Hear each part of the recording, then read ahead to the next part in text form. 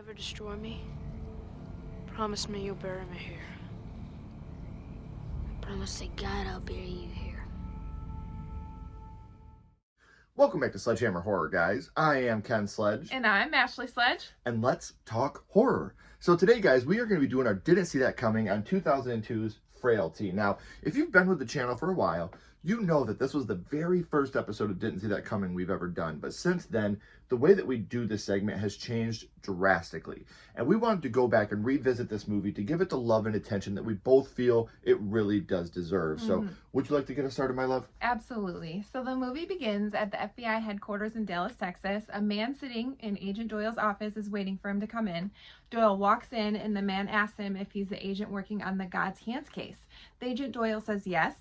The man then picks up a pic from his desk and says, "This must be your mother." The agent gets a little upset, like, "Don't touch stuff on my desk." You know, You're being kind of rude here. I would appreciate it if you don't touch my things.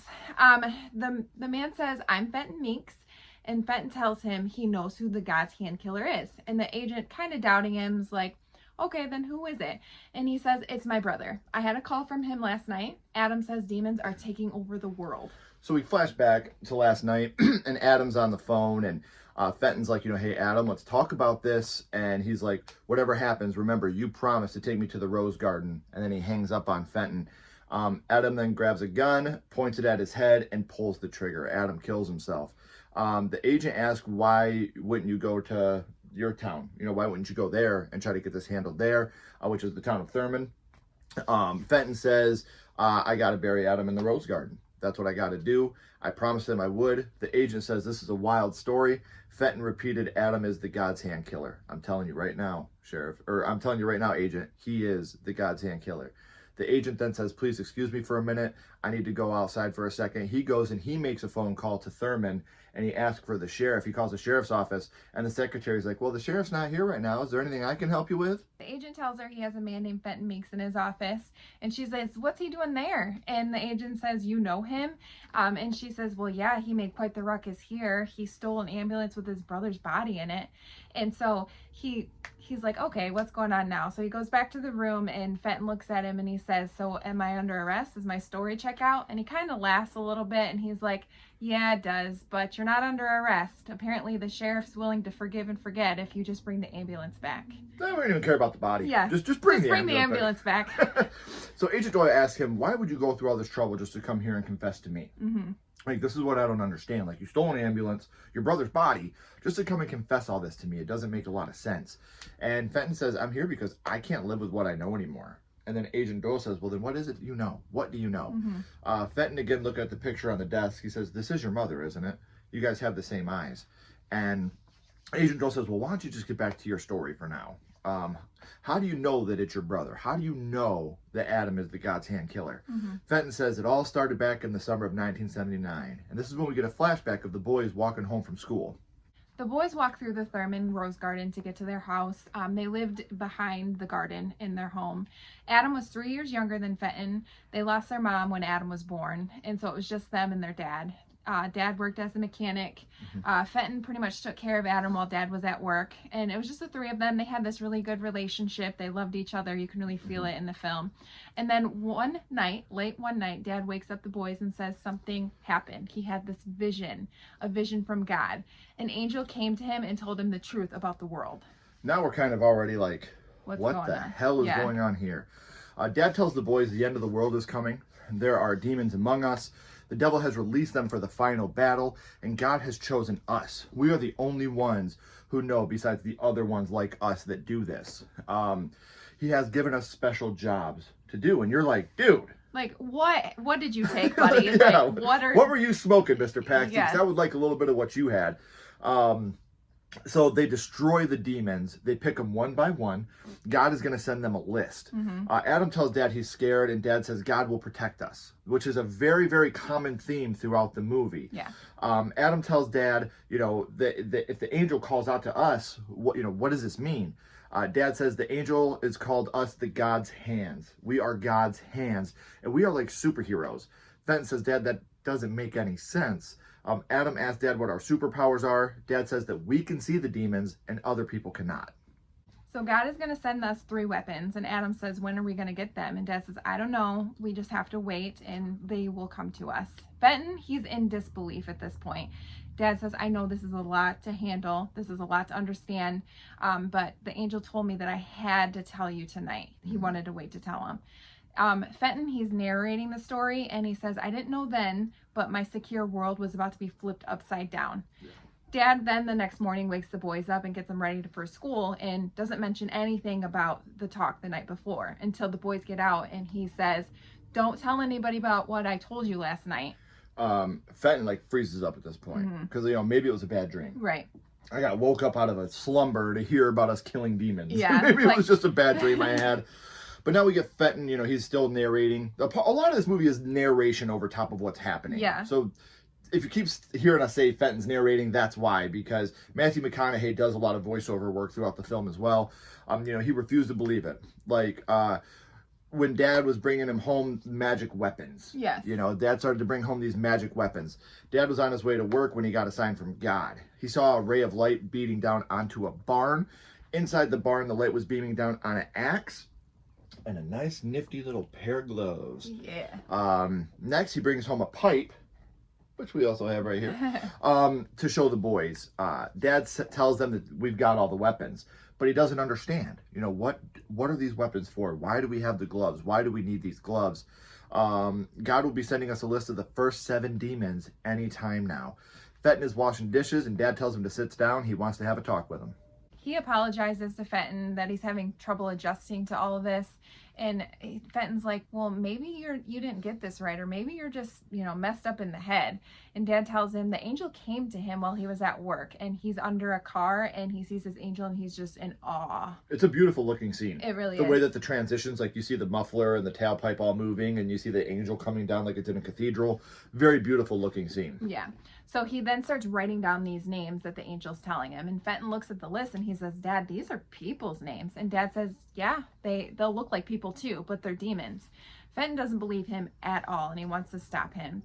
This is when Adam has his own little list and he brings it to Dad, but we find out it's just these bullies that were bullying him at school. Isn't this that kid that was picking on you last week? Yeah, he's a demon. Dad says it's our job to get rid of demons. These are not demons. Maybe someday God will give you a list, but we don't hurt people, which is something that is very, very important to remember. Mm-hmm. One night, Dad didn't come home from work. It was dark and the boys were getting ready for bed. Fenton tells Adam that Dad made up the whole thing. The names on the list are real people and they should leave because Dad is going to hurt someone or maybe even kill someone. Fenton hears Dad pull up. He looks out the window and he sees Dad carrying what looks like a body out of his car. Fenton walks outside and he sees a woman bound up. Dad says, come over here, son. I need your help. This is when Adam comes out and asks who the woman is, and Dad says it's a demon. The boys, they both look terrified. Dad tells him that God had come earlier that day and sent him to this woman's house. He had never been there before, but he didn't need directions. He just led him right to her house. This is when he walks up to her porch and says, are you Cynthia? And then hits her with a pipe. In the shed, Dad grabs the axe. Fenton begging him, Dad, please don't do this. Because we see a crying nurse laying on the ground is all we see. We go back to the present day and the agent says, is this true?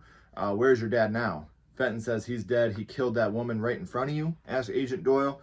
Fenton says, well, not his way of thinking. In his mind, she was a demon. Right. So he wasn't killing a woman. He was destroying a demon. When he laid his hands on her, it revealed all her sins. Dad touched her and they both painfully tighten up and start shaking. We don't see anything here. No. It's just those two shaking. Dad grabs the axe and hits her. Fenton begging him not to do it. He buries her in the rose garden out behind the house. Fenton's crying the entire time. Adam helps, but Dad tells him there's a certain way that we have to bury her body. Dad tells Fenton, don't cry for her. She was a demon. Didn't you see that when I touched her? And Adam says, I seen it, Dad. Dad says, you're going to see it next time. Fenton says, you're going to do it again? I'll tell on you. And he says, if you tell, someone will die. So back to the present day, Agent Doyle says, and you didn't say anything? And Fenton was like, I was a kid. I was terrified. That was my hero. Yeah. My dad, my everything. Exactly. And Agent Doyle asks Fenton if he has any physical proof that it's his brother that's the killer. Fenton tells him, I read in the paper that you found a note with the victim. And with one of the 6 victims. Yeah. And he says, is that true? For the first body, they found a note that God's hand had taken him. For the rest of the the murders, they found nothing but a note. Right. But the first note said they wouldn't find any more Right. bodies. You know, this is the only body I'm going to let you find because God's hand has taken them. Agent Doyle says the Rose Garden. Why wouldn't you tell me that in the first place? And Fenton's like, well, would you believe me if I just came out and told you that I knew these bodies were buried in the Rose Garden? Agent Doyle tells him to come with him. They go outside and it's pouring rain. Agent Doyle looks back at him and throws him a pair of cuffs. He says, either you put them on or I'll put them on for you. So Fenton puts the handcuffs on himself and they walk over to the police car. Sheriff Doyle opens the back door and goes to push Fenton in the car, and Fenton's like, don't worry, I got it. I can handle this. And he gets in the car. As they're driving, Agent Doyle asks, why didn't you come to see me sooner? Fenton said that pretty much I avoided it just because I wanted to.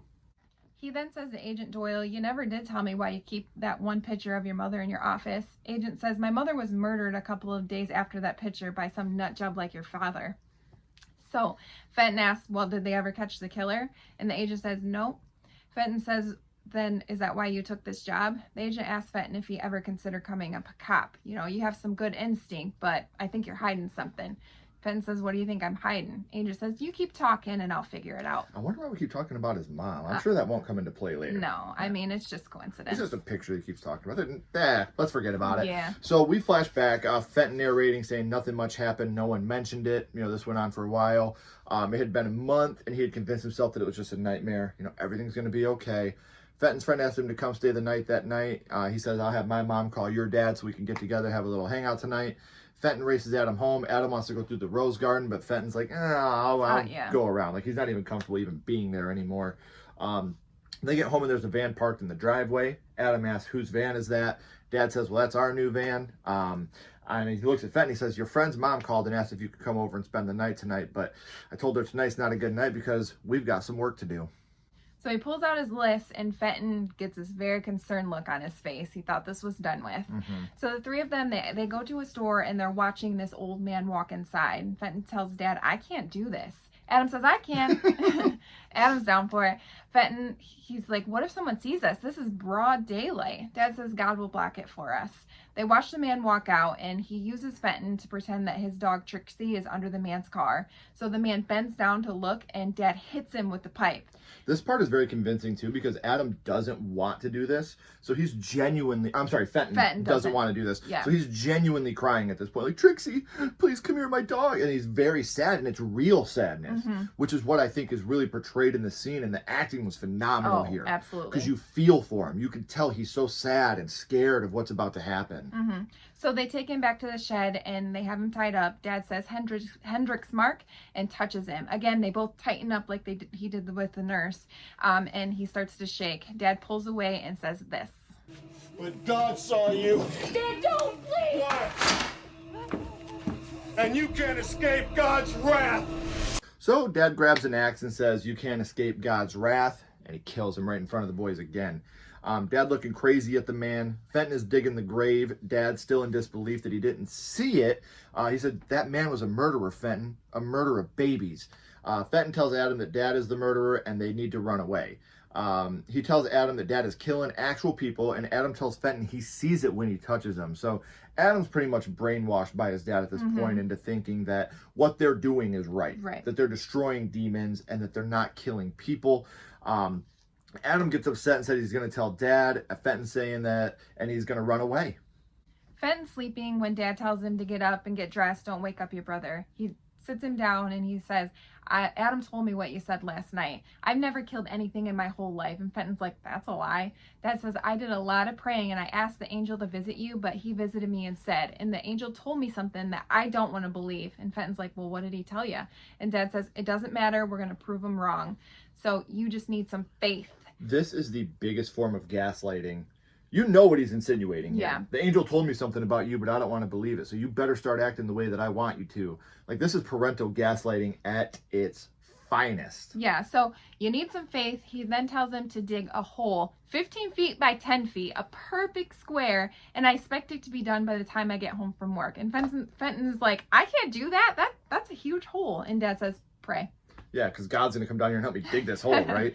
I mean, that's ridiculous. I just want to interject here for a second and go off script.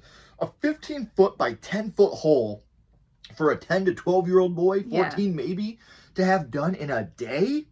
No fucking way that would ever, With just a ever shovel. happen. Yeah, just a shovel. He doesn't have a post, he doesn't have like a crane or anything like that. It's just a shovel. Yeah. That's all he's got. Fenton says, I dug that hole, but I did not pray. Adam comes out and apologizes for telling on him. Later that night, Fenton comes inside from digging his hole, and his hands are just blistered. They're ruined. His hands are ruined at this point. Dad says, you finally gave up. Fenton says, I didn't give up. I'll be out there again in the morning.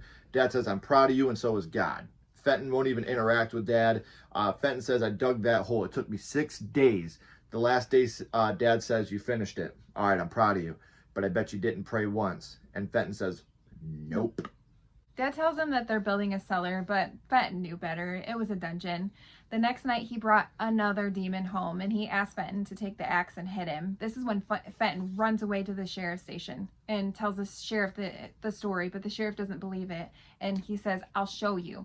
So the sheriff takes him home. This is when Dad answers the door and tells him the story, but again, sheriff doesn't believe it. Fenton says, just go check the cellar or the rose garden. And it's funny because, like, the sheriff even is so, like, that's a pretty crazy story, son. Now I'm going to go call your dad. Yeah. And he's like, well, don't call my dad. You know, let me take you to the rose garden. And he goes to take him, and he takes him to the dad's house. Like, why? The kid is telling you that his dad's a killer. Why wouldn't you at least check on it? You know, like, that's one part for me that's like, man, do your job. The sheriff just goes to check to quiet him down. Dad says, you know, if it has to be done, I guess it has to be done. What do you think, kiddo? Does it have to be done? Fenton takes him down to the cellar, and there's nothing there. The sheriff tells Fenton he's seen enough and starts walking up the stairs.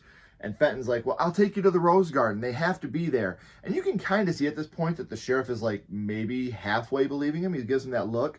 He turns around and continues to walk up the stairs, and you hear a thud. And the sheriff comes rolling back down the stairs.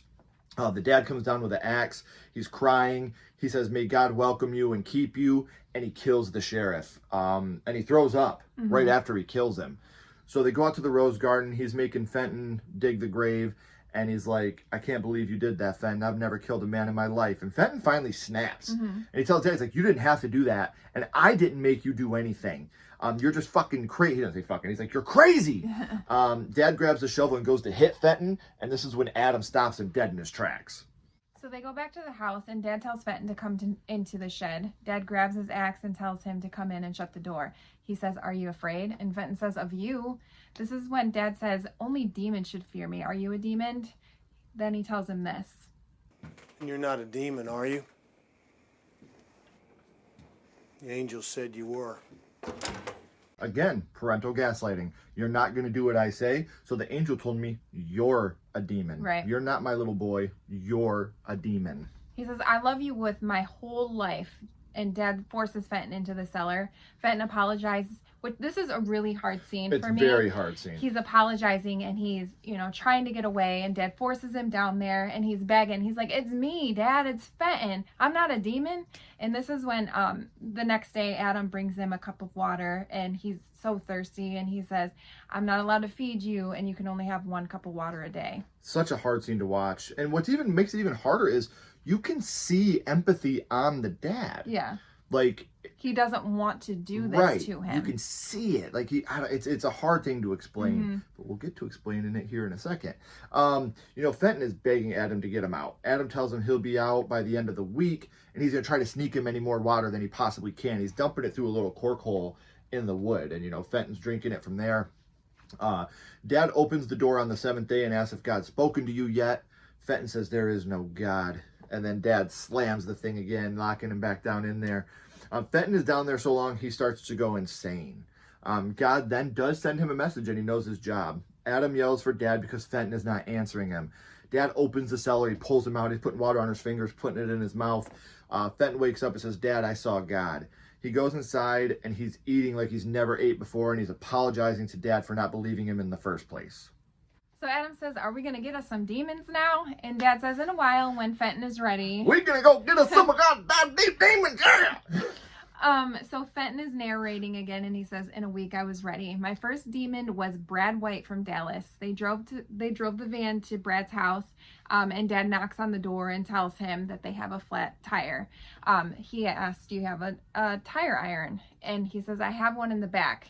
Which this guy is kind of like, he's like yelling at his girlfriend or I don't whatever. know if it's his girlfriend, his wife, or his mom, because she sounds older. Yeah. Who's at the door, Brad? Mind your goddamn Yeah. business. What? Like, no way you should ever talk to another human being, let alone one that you're supposed to love. Yeah.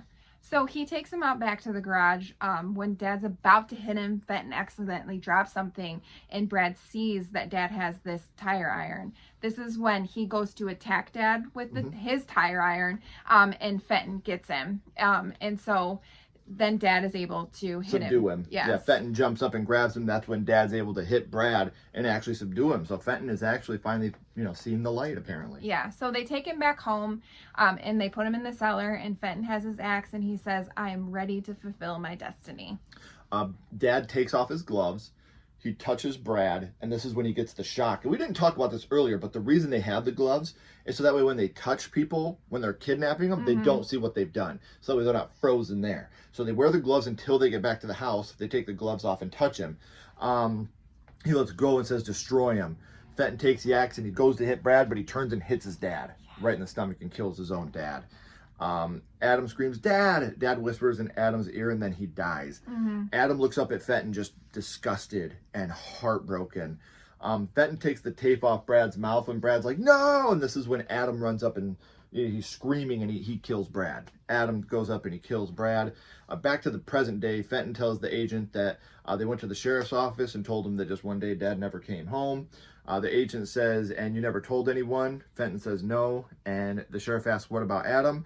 And he says he didn't tell anyone either. So they get to the rose garden, and Agent lets Fenton out of the car. They walk into the garden, and Agent says, tell me more about the promise you told your brother. Fenton says, it was later that night after they buried Dad, and Fenton looks at Adam and says, if you ever destroy me, promise me you'll bury me in the rose garden. Adam says, I promise to God I'll bury you here. Disgusted. Yeah, he was disgusted.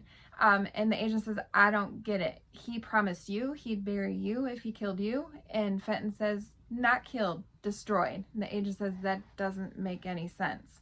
Fenton says, yes, it does, and reveals this. If the man standing in front of you is Adam Meeks. So the whole time, this has actually been Adam, not Fenton.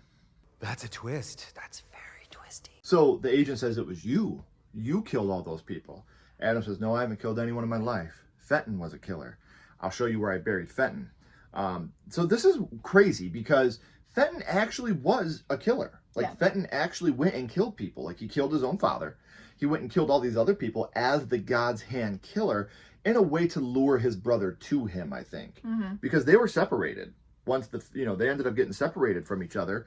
The agent tells him, take it very slow, and pulls his gun out. They walk to Fenton's grave. The agent looks around at all the shallow graves and says, this is too many people. There were only 6 victims. Adam says, Fenton didn't bury his victims here. He kept them in the basement as trophies. This is where I bury demons. The agent says, I thought your brother was a demon. And Adam says, you're right. He was. That's why he couldn't see the truth, and Dad couldn't destroy Fenton, and that's why Dad was killed because of that. So the duty to destroy Fenton was passed on to me. Which is very biblical. Yeah. He couldn't destroy his first son, so he suffered the wrath of God. Yeah, so he figured when the killings made the news that I would come for him, but I had to wait for God to put him on my list. So Adam snuck into Fenton's house with his pipe, and Fenton was expecting him. He already knew, he was coming. Which is a sad moment, because he's standing behind him, and he looks up. He doesn't even look back. He goes, Adam? And then it cuts, and you see the hit, but you're killing your own brother. Right. The agent says, you believe all this stuff? And Adam says, I've always believed. And it flashes back to Fenton telling him it's all lies. And Adam says, I see it when he touches them. Now, this is a powerful moment, because now we flash back and we see what Dad and Adam saw. We find out that the woman had killed a man and robbed him, that the old man was a pedophile that was killing young girls. The agent says he's crazy and points the gun at him. He tells Adam that he's got him now. Adam says, maybe, but this isn't going to bring your mother back, is it? And the agent eyes kind of get wide, and he's like, she's dead, and her killer got away with it. So then the agent attacks him, and this is when Adam touches him. And we get a flashback of the agent killing his own mother. Now, you're also going to remember here that they've been together this whole time. But when you look back, the agent goes to shake his hand in there, and Adam doesn't shake his hand. When he goes to put him in the cop car, Adam's like, I got this. Yeah. He never makes physical contact with the agent, which I think is just brilliant storytelling. Because you go back and rewatch it, you're like, wow, He never never does. once let him touch him in any way. When he goes to shake his hand, he hands him the picture of his mom. Mm-hmm. You know, like, it's always like these little things that tell the story as the story goes. And I thought it was absolutely amazing the way that they did that. Now we see that, you know, Adam, the agent asks Adam, how did you know? Adam says, you were on my list. He says, God knew, and that's why he sent me. This is when Adam puts the agent down into the grave. And the agent, he's saying, I'm an FBI agent. They'll come looking for me. And he's like, no, they won't. They'll be looking for Fenton, and you'll be his last victim. The agent says, they'll see you on the camera. He says, God will protect me, and he kills him. Destroys him. Destroys him, yes. So later on, we're back at the FBI office, and they're trying to look at the camera, and Adam is completely blurred out. They can't see his face. And I like how the one Agent Hall, he's like, I looked at him. Yeah. I looked right in his face, and I can't remember. remember what he looks like. Yes. So they looked up who signed in, and it says Fenton Meeks. So then they surround Fenton's house. Real quick, though, when they say Fenton Meeks, he's like, sounds like a made-up name. Are we sure? Fenton Meeks? Seriously? I mean, it kind of is. So they go into the house, and they find the agent's ID in there with all the other victims from Fenton. Agent Hall then goes to visit the sheriff's office in Thurman to meet with the sheriff, and out walks Adam. So I guess Adam did have a job in law enforcement. Mm-hmm. Again, more foreshadowing from the beginning, which I Right. think is really cool. Agent Hall tells Adam, and when he sees him, you get that long thing, like, does he recognize him? Mm-hmm. But he doesn't. He doesn't. And he's just like, hey, how you doing? We got to talk about your brother. So, you know, we got some questions we want to ask you before this all goes public. He says if he tries to contact you, let us know, and he shakes his hand. Adam doesn't see anything, but he says this. You're a good man, Agent Hall. So then the secretary walks out and asks Adam if everything's okay. Adam says everything is fine. God's will has been served. And they both, you know, praise God. Praise God. Mm-hmm. Praise God. He kisses her on the head, and they walk back into the station, ending the movie. So one thing I want to talk about real quick is how many twists and turns this movie throws at you in the third act. Yes. You get the reveal that it's Adam. Yeah. You get the reveal the FBI agent was the one that killed his mother. Didn't see it coming, did ya? Well, and also that Dad really wasn't crazy. You know, he really was doing what God sent out for him to do. Right. They were really bad people. They were really demons. They were really demons. Yeah, because for most of the movie, you think this guy's a nut job and these poor kids. And then, you know, when I was talking about parental gaslighting, Mm-hmm. sure he was, but he was being honest. His Yeah. angel told him, your son is a demon. And he says, I'll do whatever I can do to prove to you you're wrong. Yeah, he I don't doesn't care wanna, that you're an angel. He doesn't want to believe it. Like, I can't destroy my own child. Like, this is my life. This like, is my son. Well, you know, well, I'll give him faith. Like, just give me a we chance. will give him the faith to make this happen. But it destroyed him in the end. And then you get the, you know, how the tape was blurred. How Yes. God really did put his fingerprints on everything to save his angels. Because God will protect me. Right. There's so many different twists and turns that come along with the third act of this movie. And like I said, this is just a fun, didn't see that coming episode. This does not take over the opportunity to watch this movie. Oh, yeah. You should watch this movie as a whole to really relive all the twists and turns as they happen. Yeah. So out of 10, what would you rank this movie? Out of 10, I would give it an 8. Like I said, I love a movie that once you find out the twist, you're just like, oh, and that, you know, like you said, there's so many other twists than just finding out that Dad really wasn't crazy. Right. There's so many other twists, and I love that. I love a movie that I'm trying to figure stuff out and I can't.